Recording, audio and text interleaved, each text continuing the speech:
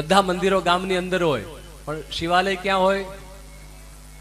તમને ખબર તો છે, ગામમાં હોય, પણ બાર ગામના જાપે એકાદું શિવાલય તો હોય ને હોય. કોઈ પણ નગર હોય, નગર કોઈ પણ ગામ, આખા ગામમાં પેલા ખૂબ જ ધંધો હોય, ખૂબ જ આમ રોજગારી હોય, આમ એમ કહેવાય કે ગામ સમૃદ્ધ હોય. અને અમુક સમય એવો આવે કે પછી ગામની અંદરથી બધા નીકળતા જાય, બધા ધંધા માટે, કોઈ કામ માટે, અને પછી ગામનું પતન થાય. ગામમાં ધંધોય ન રહે, કોઈ રોજગારી ન રહે, ગામની અંદર કોઈ પૈસો ન રહે, ગામ આમ શમશાન જેવું થવા લાગે.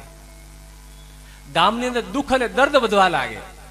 જેના ઘરે જાવ તો બીમારી, ફલાણા ઘરે આમ થયું, ફલાણા ઘરે આમ થયું, ફલાણા ઘરે આમ. આખું ગામ જ્યારે ઉજ્જડ થવા લાગે તો સમજજો એ ગામનો રાજા મહાદેવ એ નારાજ છે. જો ગામને સુખી કરવું હોય ને, આખા ગામની વાત કરું છું, નાના નાના ગામો જે હોય ને આપણા ગુજરાતમાં, અહીંયા ત્યાં આખા દેશમાં જે ગામડાઓ છે, એ ગામની બહાર એક મહાદેવનું મંદિર તો હોય ને હોય જ. અને એનું જ્યારે અપમાન થાય ત્યારે એ શહેર, એ ગામ ક્યારેય સુખી નથી થતું.